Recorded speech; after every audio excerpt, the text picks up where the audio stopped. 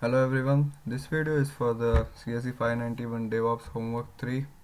In this we have 5 tasks for related to the cache, proxies and queues.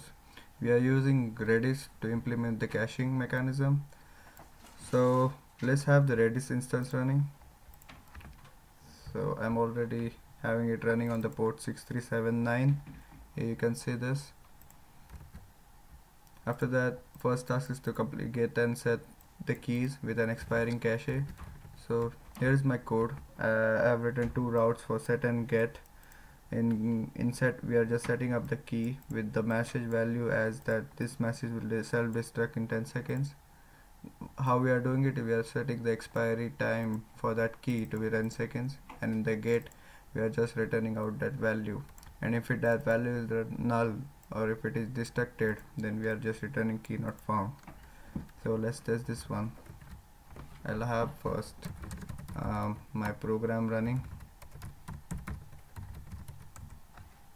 So it says server listening at 3000 port. I go to 3000 port, I just get the default message hello world, and in the command line as well I can see that request for URL slash on the port 3000. Let's say I do set, I get a message that this message will value is set to this message will self-destruct in 10 seconds, and in the console I'm printing out whatever the URL is and what the port it is, the URL comes down.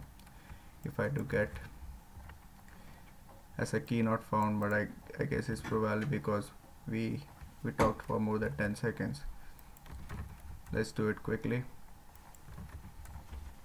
Yeah, I get the message that this message will self-destruct in 10 seconds. The next task is to have the recent visited sites. What we are doing is we are maintaining a list called URL list, and every time new request comes we are putting that new request URL into the URL list variable over here, and we are trimming down the URL list so that it would maintain just 5 recent URLs, and then we are printing it into the recent route method. So let's test this out. So you have the 5 last URL which I just entered. It also mentions the one that I just hit. So that goes our second task. Task 3 is cat picture uploads in the queue.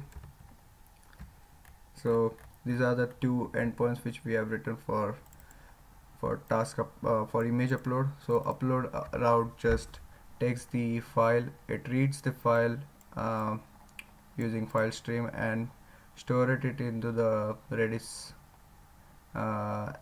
in the image queue variable, and we are trimming this list to just hold one image, and at that we are just displaying it that image uploaded successfully. So to upload an image we are using this curl command to our endpoint. So let's say I send the request. In the console you can see the files that image came with the name morning.jpg and all its attributes, and in the end we are getting image uploaded successfully. So if I go to the route meow, I should get that image. Okay. So that goes our third task. Fourth task is additional service instance running. So as our server is running on port 3000, I have written similar code to have my additional instance running on 3001, which will just print that additional instance is running on 3001. So let's test it out. I have to stop this instance of my program. If I run the Node.js again, I get the message that server listening at 3000 as well as 3001. So if I hit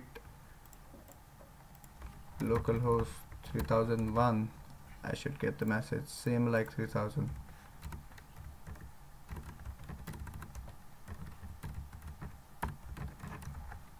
Values set, values get. All those routes which we wrote goes for both the 3000 as well as 3001.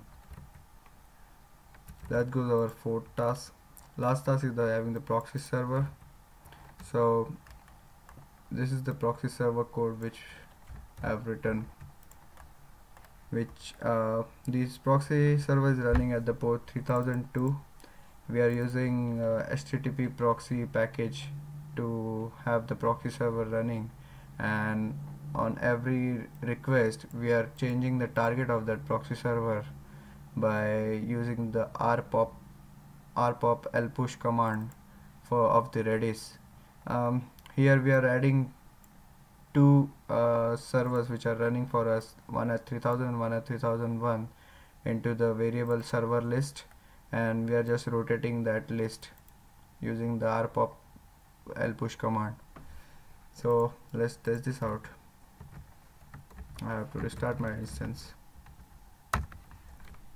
As you can say, proxy is listening at 3002, server 1 is at 3000, and additional instance at 3001. So if I go at 3002 instance, I get the message as hello world, and in the console I get that request came at 3001. So first request goes for 3001. So according to the switching mechanism, next should go at 3000. So if I go say set, so value is set and the request goes at 3000. So next is get, it should switch again. Here it goes, it switches for get, it switches to 3001. Same goes for the other. So that's how we can use this rpop lpush command of Redis client to switch between the switch between the service instances using the proxy. So that's all from my side. Thank you so much for watching.